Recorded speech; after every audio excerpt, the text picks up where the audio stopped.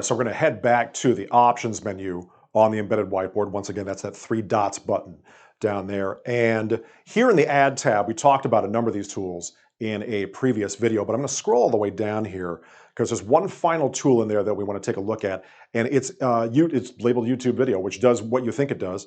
It fires up a search window that allows us to do a search for whatever topic we're looking for here. I'm just going to type in Newline.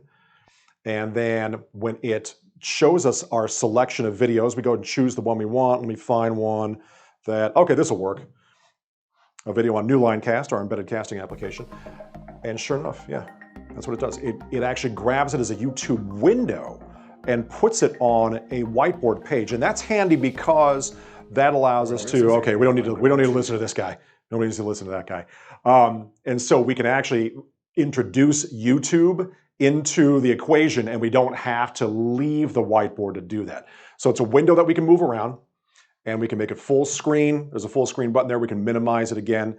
We can't annotate on it because it's an overlay unto itself. But what we could do is, like, I could take this window, move it up into the corner here, and then I have the rest of the whiteboard space that I can use to write or stick other objects on there or whatever I choose. But it's a very convenient way to make YouTube happen. And once again, you don't have to leave the whiteboard to do so.